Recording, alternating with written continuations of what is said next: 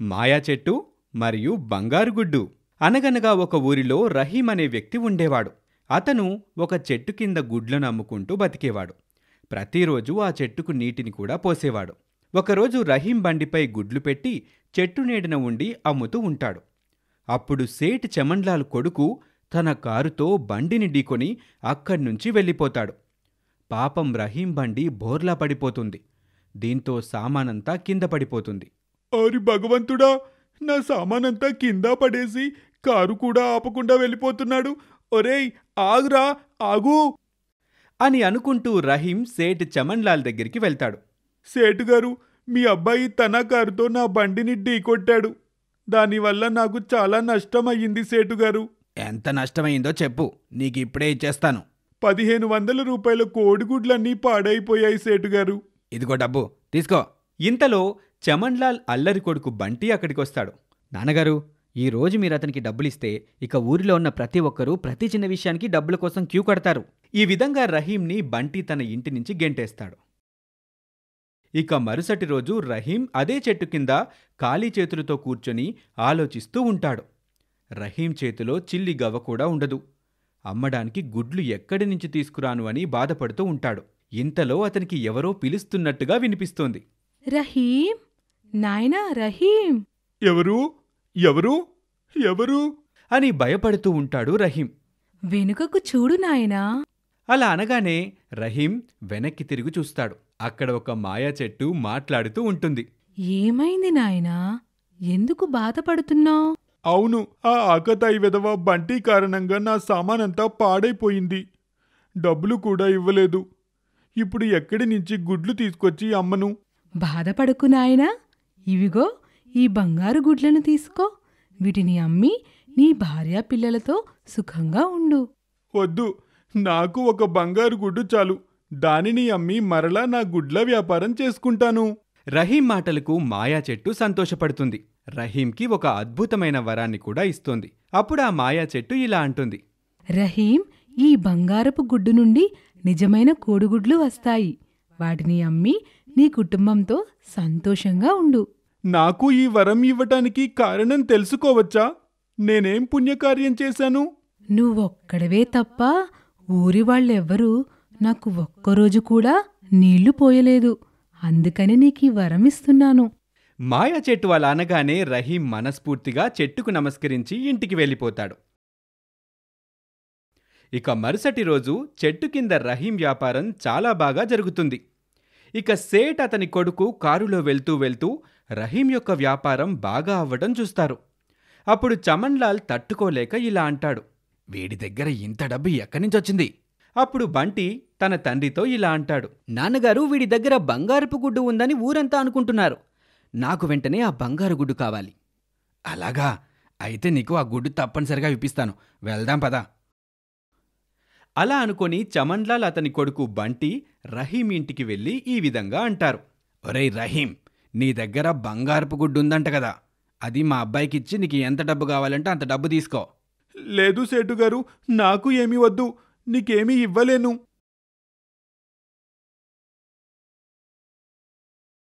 రహీం చమన్లాల్ చెప్పిన మాట వినకపోవటంతో బంటి తుపాకీని గురిపెట్టి ఆ గుడ్డుని లాక్కుంటాడు. అప్పుడు బంగారపు గుడ్డు ఆ బంటి మీద పడి సైజులో పెద్దగా అవుతూ వస్తుంది. బంటి ఆ గుడ్డు కిందనే భయపడుతూ ఇరుక్కుంటాడు. అయ్యో అయ్యో నాన్నగారు, ఏమవుతుంది? నన్ను కాపాడండి. మమ్మల్ని క్షమించు రహీం, మాకు మీ కోడిగుడ్డు వద్దు, ఏమొద్దు. ఇక నుంచి ఎవరిని బాధపెట్టను, బుద్ధిగా బతుకుతాను. అప్పుడు రహీం మాయా చెట్టుని ప్రార్థించి వాళ్ళిద్దరినీ వదిలేయమని కోరుకుంటాడు. ఇక బంగారపు గుడ్డు తిరిగి మళ్లీ చిన్నదిగా అయ్యి ఎగిరి రహీం చేతిలోకి వచ్చేస్తోంది. అప్పుడా గుడ్డు ఈ విధంగా అంటుంది. భలే బుద్ధొచ్చింది వెధవలకి. ఇక మరునాడు రహీం తన పని తాను చేసుకుంటూ ఆనందంగా జీవిస్తూ ఉంటాడు. ఇక చమన్లాల్ అలాగే అతని కొడుకు ఎవరినీ బాధ పెట్టకుండా తన జీవనాన్ని సాగిస్తూ ఉంటారు. చూసారా ఫ్రెండ్స్, అత్యాశ వల్ల షావుకారు అతని కొడుకు ఎన్ని కష్టాలు పడ్డారో. అందువల్ల మన దగ్గర ఉన్న దానితో తృప్తి చెందాలి. లేదంటే ఇదిగో ఈ విధంగానే మనం కూడా కష్టాల్లో పడాల్సి వస్తుంది. ఈ స్టోరీ మీకు నచ్చినట్లయితే లైక్ చేయండి, కమెంట్ చేయండి, అలాగే మీ ఫ్రెండ్స్తో షేర్ చేసుకోండి. ఇలాంటి ఇంట్రెస్టింగ్ స్టోరీస్ కోసం మా ఛానల్ను సబ్స్క్రైబ్ చేసుకోవటం మర్చిపోకండి. Thank you for watching. Magical tree golden house. అనగనగా ఒక గ్రామంలో రాజు అనే రైతు ఉండేవాడు. తన పొలంలో పంట పండిస్తూ కుటుంబాన్ని పోషించుకుంటూ ఉండేవాడు. అయితే ఆయన పొలంలో ఒక పెద్ద చెట్టు ఉంటుంది. ఒకరోజు రాజు ఆ చెట్టు వద్దకు వచ్చి ఇలా అనుకుంటాడు. ప్రతిసారి నాకంటే ఎక్కువగా మా అన్నయ్యకే పంట పండుతుంది. పొలంలో ఈ చెట్టు ఉండడం వల్లే అనుకుంటా నాకు పంట దిగుబడి బాగా తగ్గిపోతుంది. పెట్టిన పెట్టుబడి కూడా రావటం లేదు. ఇప్పటికే బోలెడని అప్పుల్లో కూరుకుపోతున్నాను. ఈసారి మాత్రం ఈ చెట్టుని తీసివేస్తాను నా పొలం నుంచి. అప్పుడే నాకు పంట దిగుబడి ఎక్కువగా వస్తుంది. మరునాడు ఉదయమే రాజు జేసీబీని నడిపే భీం వద్దకు వెళ్తాడు. ఏం రాజన్నా, ఇలా వచ్చావేంటి? తమ్ముడు, నా పొలంలో ఒక పెద్ద చెట్టుంది. ఆ చెట్టుని నీ జేసీబీతో తీసివేయగలవా? ఎంత పెద్ద చెట్టునైనా క్షణంలో తీసి పారేస్తానన్నా. పెద్ద పెద్ద గుట్టలనే తొలగించిన జేసీబీ నాది. నీ చెట్టొక లెక్క. పదన్నా పోదాం, ఎక్కడుందో చూపించు, జేసీబీతో తీసి పడేస్తాను.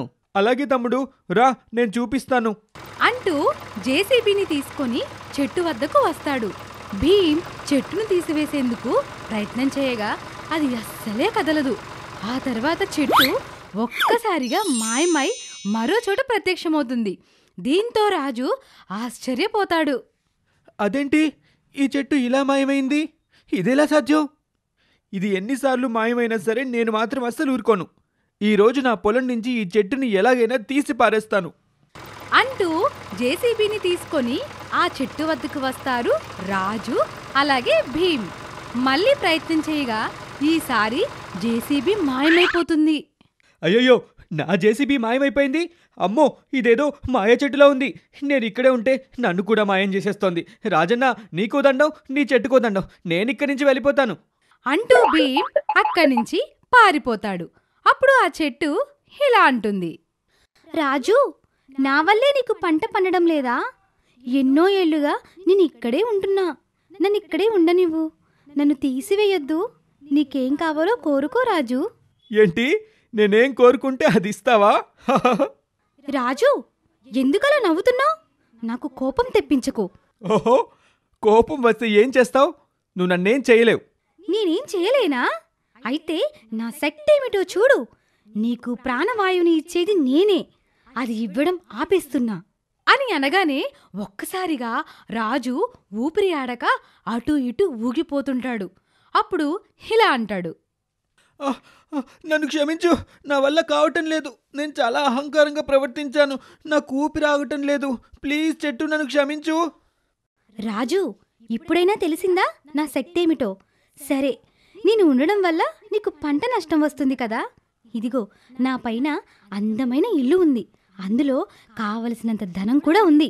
అందులోకి వెళ్ళి నీకు అవసరమైనంత వరకు తీసుకో అని అనగానే చెట్టుపైన తలతలా మెరిసే ఒక అందమైన ఇల్లు ప్రత్యక్షమవుతుంది. ఆ ఇల్లును చూసి రాజు ఆశ్చర్యపోతాడు. అమ్మో, ఈ చెట్టు చెప్పింది నిజమే. ఈ చెట్టు పైన ఇల్లు ఎంత అందంగా ఉందో.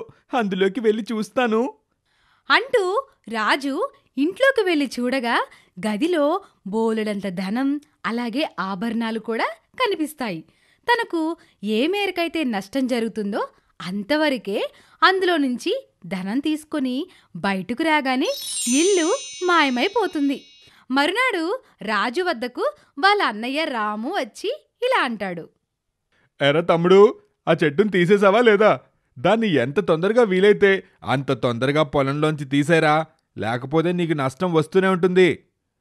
ఆ చెట్టును తీసేయొద్దన్నయ్య, అది చాలా మంచి చెట్టు అని రాజు జరిగిన విషయమంతా చెబుతాడు. అప్పుడు రాము తన మనసులో ఇలా అనుకుంటాడు. అమ్మో, ఇది మాయా చెట్టిల్లు. మా తమ్ముడు రాజు అక్కడి నుంచి చాలా ధనం తెచ్చుకొని ఉంటాడు. నేను కూడా వీడితో వెళ్ళి బోలెడంత ధనం తెచ్చుకుంటాను. ఆ తర్వాత తమ్ముడు రాజుతో ఇలా అంటాడు. తమ్ముడు, రాజు, నన్ను కూడా ఒకసారి తీసుకెళ్ళరా. నేను చాలా అప్పుల్లో ఉన్నాను. కొంచెం ధనం తెచ్చుకుంటానురా. అవునా అన్నయ్య? సరే, అలాగే వెళ్దాం. ఇద్దరూ కలిసి ఆ చెట్టు వద్దకు వెళ్తారు. అప్పుడు రాజు చెట్టుతో ఇలా అంటాడు. చెట్టమ్మా, మా అన్నయ్య కూడా చాలా అప్పుల్లో ఉన్నాడు. నువ్వు కనికరించావనుకో, ఆ సమస్యలన్నీ తీరుతాయమ్మా. తన అవసరం మేరకు మాత్రమే ధనం తెచ్చుకుంటాడు. ఓ, అలాగే రాజు, వచ్చి తీసుకోమని చెప్పు అని అనగానే చెట్టు పైన ఇల్లు ప్రత్యక్షమవుతుంది. అన్నయ్య, అదిగో అదిగో అదే ఇల్లు. నువ్వు ఒక్కడివే అందులోకి వెళ్ళి నీకు ఎంతవరకు అయితే ధనం అవసరమో అంతవరకు మాత్రమే తెచ్చుకో, ఎక్కువగా తెచ్చుకోవద్దు. అలాగేరా తమ్ముడు, వెళ్తున్నా అంటూ రాజు చకచక చెట్టు పైన ఉన్న ఇంట్లోకి వెళ్ళి చూస్తాడు. అమ్మో, ఇంత ధనమా! గది నిండా ఆభరణాలే ఉన్నాయి. వీటన్నింటినీ తీసుకెళ్తాను.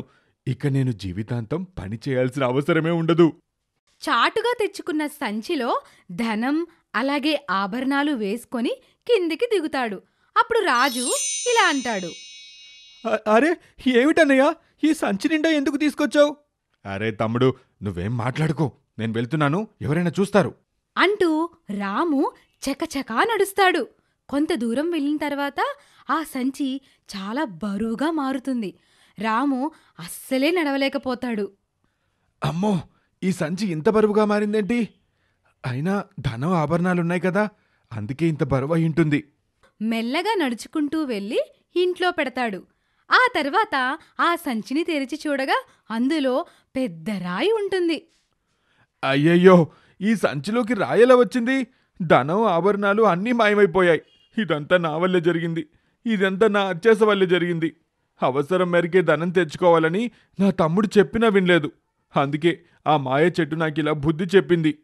ఈ స్టోరీ మీకు నచ్చినట్లయితే లైక్ చేయండి, కామెంట్ చేయండి. ఇలాంటి మరెన్నో ఇంట్రెస్టింగ్ స్టోరీస్ కోసం మా ఛానల్ని సబ్స్క్రైబ్ చేసుకోండి. Thank you for watching.